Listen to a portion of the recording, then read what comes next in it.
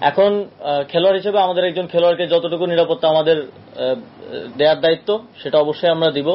তিনি দেশে আসলে আমরা সেটা দিব, এবং তার নামে যে মামলাটা হয়েছে, হত্যা মামলা, সেটার বিষয়ে আমরা ইতিমধ্যেই বলেছি, ইতিমধ্যে আইন মন্ত্রণালয়ও বলেছে যে সংশ্লিষ্টতা না থাকলে প্রাথমিকভাবেই নামটা বাদ দেওয়া হবে। জনগণের পক্ষ থেকে যদি নিরাপত্তা ঝুঁকি থাকে সেটা কেউই কাউকে আসলে দিতে পারবে না। শেখ হাসিনাকেও তো নিরাপত্তা দেওয়া যায়নি, তাকে দেশ ছেড়ে পালাতে হয়েছে। তো সেই জায়গাটা রাজনৈতিক বিষয়টা পরিষ্কার করা প্রয়োজন বলে আমি মনে করি। কিন্তু একজন খেলোয়াড় হিসেবে আমাদের প্রত্যেক খেলোয়াড়কে নিরাপত্তা দেয়াই আমাদের দায়িত্ব, এবং সেই দায়িত্বটা আমরা পালন করব। সাকিবের রাজনৈতিক পরিচয় নিশ্চিত হওয়া দরকার বলেও জানান উপদেষ্টা। ওনার রাজনৈতিক পরিচয়ের কারণে জনগণের মধ্যে যদি ক্ষোভ থাকে, তাহলে মনে করেন আমার নিরাপত্তার জন্য কয়জন, 5 জন পুলিশ কনস্টেবল থাকে আর একজন গানম্যান থাকে।